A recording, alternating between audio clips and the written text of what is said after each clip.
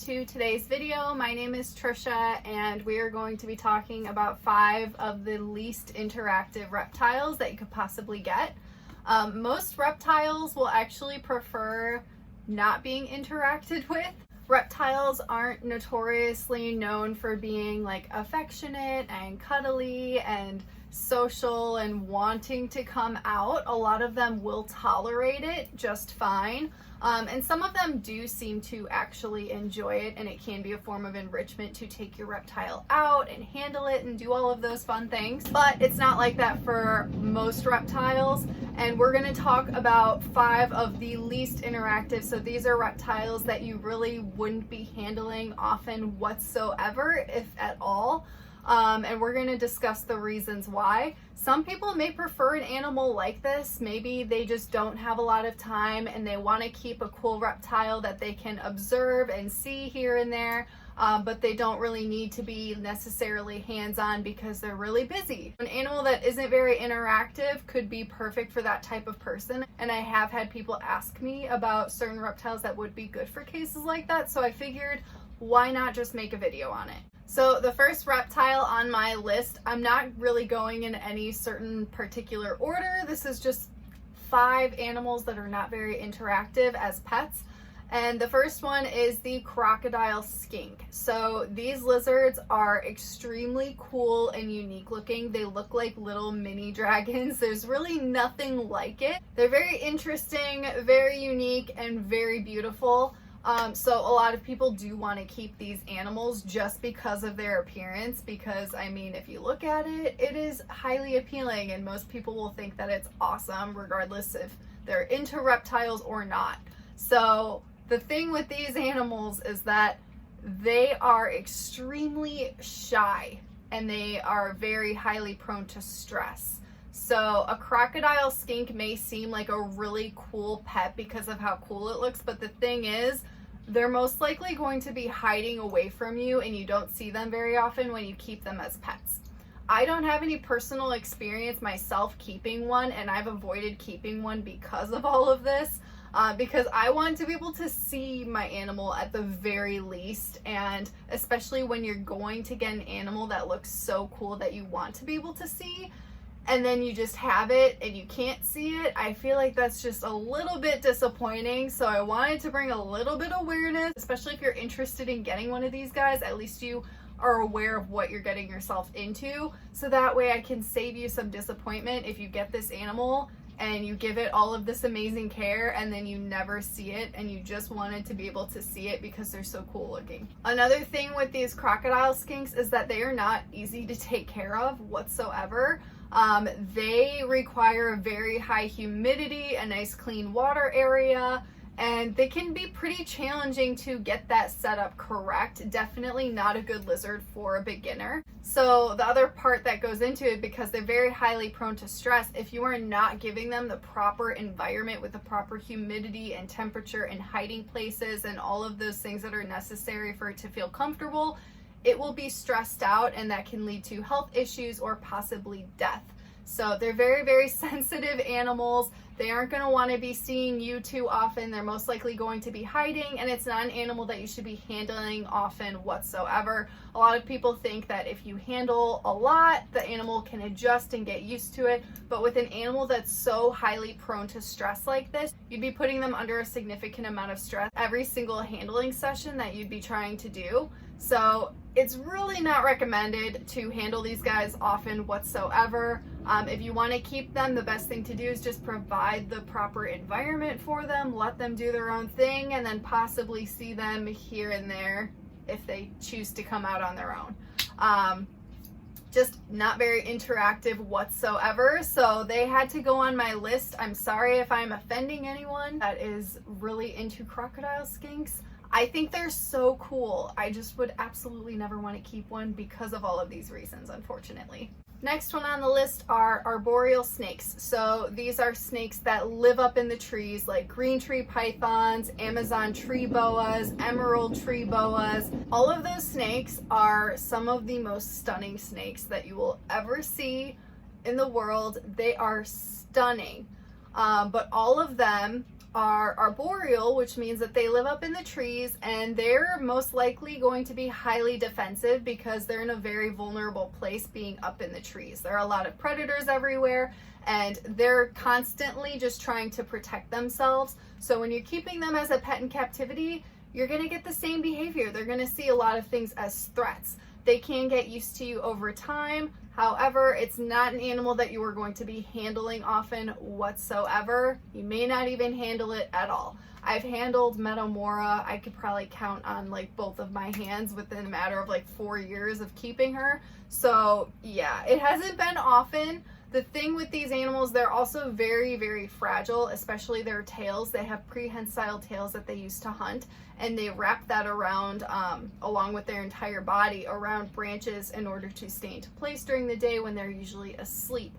So they're just very, very vulnerable animals, very delicate and fragile, and they're just constantly looking to either protect themselves or to hunt. So both of these reasons are a lot of the reason that most people get bit by these animals, and most people are intimidated and don't want to keep them because of that. And it makes them not very handleable because obviously you don't really want to be reaching in for an animal and constantly getting struck at and bit. So they're definitely on the list for at least interactive. The good thing about these animals, opposed to the crocodile skinks, is they are stunning, and you will always get to see them because they display out in the open. A lot of other snakes that you may keep, like ball pythons or any type of other boa, they're going to be on the ground most likely and just sleeping during the day and hiding, so you don't get to see them. Whereas an arboreal snake, they sleep out in the open, just completely like basking out right on display for you to see. So at least it's an animal that you will get to see all the time, and the visual appearance of them is absolutely amazing. So you really can't go wrong in that department. It's just not an animal that you're going to be handling and interacting with that way too often, if at all.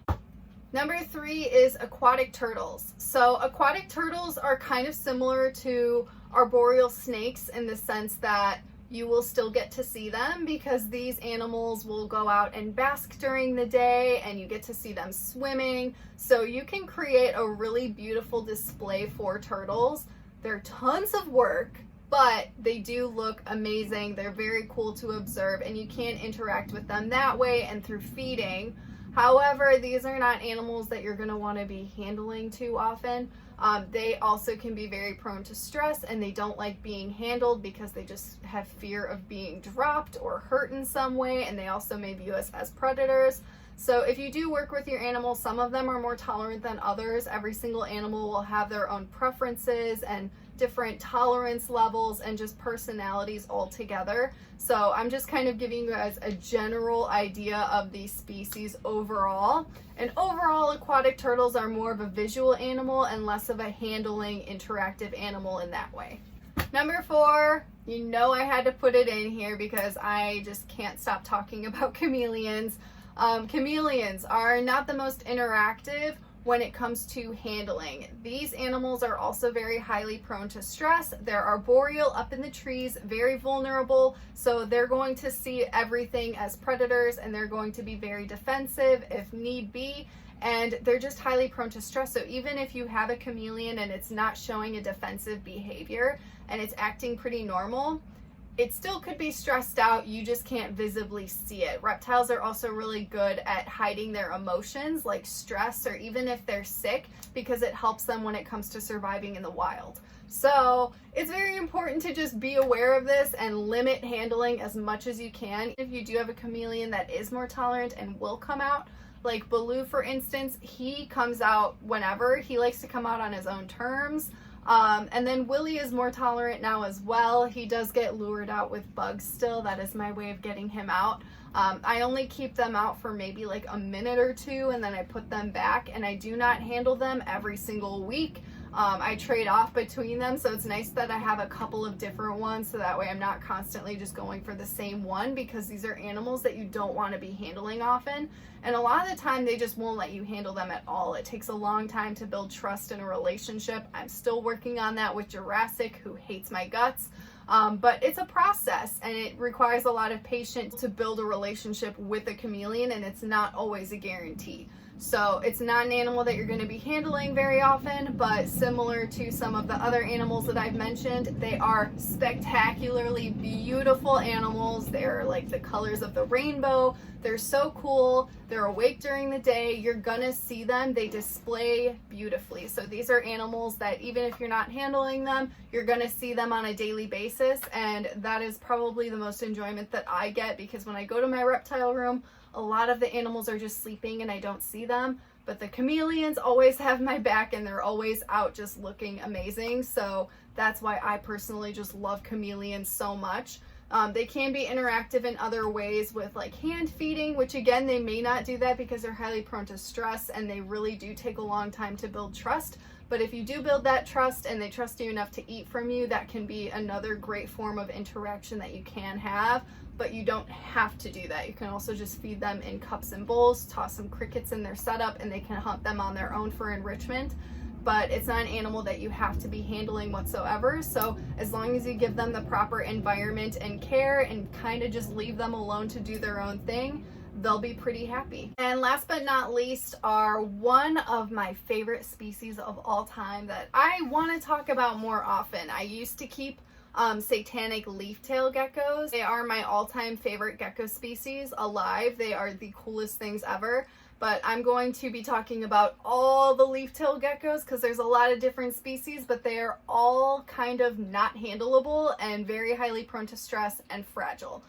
Especially the satanics, because they're really, really small and delicate and fragile, but all of them are just more of a light-bodied gecko. Like a Leachianus gecko is thick and like sturdy, whereas all of the leaf-tail geckos are going to be a little bit more fragile and delicate. So it's not really good to handle them too often because of that. And like chameleons and many other animals, they are also arboreal and they are also vulnerable to a lot of other predators. So they're going to be extremely stressed out by handling because they view us as a giant predator, and you don't want to keep handling them thinking like, oh, it'll just get them used to me. You're just putting a ton of stress on them that is unnecessary when you're doing that. So it's best to just have the animals, get to see them hunt and display, and then kind of just leave them alone and don't handle them at all unless you really have to. Handling should just be kept to an all-time low with any type of leaf-tail gecko. But they aren't going to display as much as like arboreal snakes or chameleons because they do sleep during the day. They are nocturnal, but if you are a night owl, these geckos are extremely active at night. It is so fun to watch them hunt, and they are just so unique. They're unlike any other reptile in my book. They're just, each one is like a work of art. They are just so cool.